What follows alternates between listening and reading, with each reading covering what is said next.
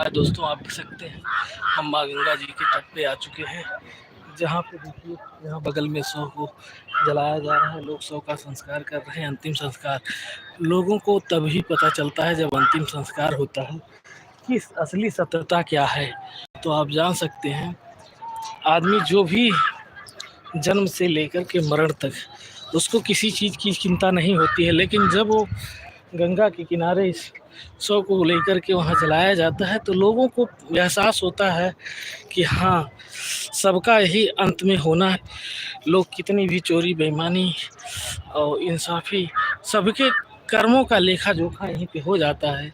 अंतिम संस्कार यहीं पे जो जिनका कार्य अच्छा होता है लोग उनको कार्य की सराहना करते हैं। लोग आकर के बैठते हैं 2-3-4 घंटे, जिसमें देख सकते हैं यहाँ कई लोग आए हुए हैं जिनका संस्कार हो रहा है। तो आप लोग देख सकते हैं कितनी ही व्यथा में लोग आए होंगे। तो आप लोगों को दिखाएंगे, हम आगे का दृश्य दिखाते हैं। वहाँ लोग जो माता गंगा का स्नान करने के लिए आए हुए हैं, आप देख सकते हैं जो श्रद्धालुगण हैं।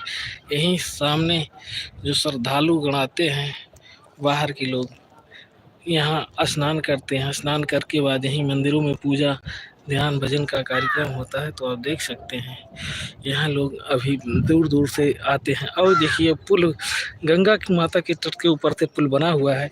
इस पुल से सभी वाहन आकर के गुजरते हैं। यही इस अंबेडकर नगर के इस छोर पे संत कबीर नगर है। नदी के इस पार, नदी के उस पार अंबेडकर नगर पड़ता है।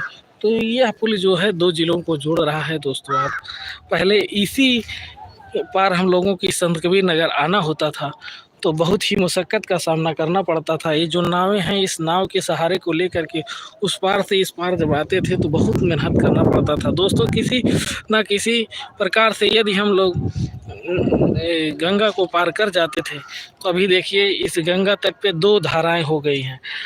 पहले तो उस धारा को पार करके फिर पैदल उस बालू में चढ़ना पड़ता था, फिर उस धारा को पार करके फिर इस धारा को पार करने फिर नाव पे चढ़ना होता था, फिर इधर आकर के निकलना होता था। दोस्तों फिर बालू में इस गर्मी के समय में जान लीजिए लोगों की हालत ख़राब हो जाती थी, पैर जल जाते थे।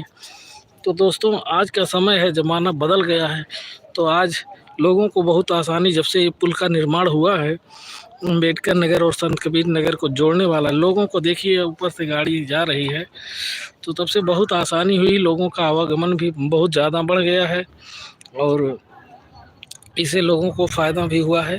तो दोस्तों हम देखिए माँ गंगा जी का दर्शन करवाने जा रहे हैं। इधर देखिए सामने लोग दाह संस्कार का कार्य कर रहे हैं, उधर शवदाह का कार्यक्रम चालू है। तो दोस्तों आप देख सकते हैं यही एक समय है जो लोग यहाँ आकर के शव को कार्य होता है। इसी माँ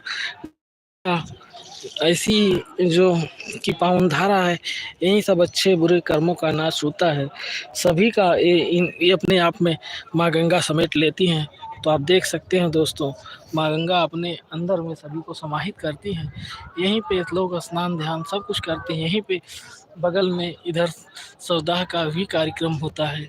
तो दोस्तों जितने भी लोग आते हैं सभी का यह गंगा जो उद्धार करती हैं, जी बचपन से लेकर मृत्यु तक का सफ़र जुड़ा होता है माँ गंगा से। तो आप लोगों को चलिए हम दिखाते हैं आगे। फिर अभी यहाँ जितने भी मंदिर वगैरह बनाए हैं तो दर्शन कराते हैं और फिर जितनी भी धर्मशालाएँ भाई जब देखिए धर्मशाला जहाँ पे लोग आकर के यहाँ विश्राम करते हैं और यहीं पे तमाम प्रकार से अपनी बातें अपनी चर्चाएं वगैरह करते रहते हैं। तो आप देख सकते हैं दोस्तों।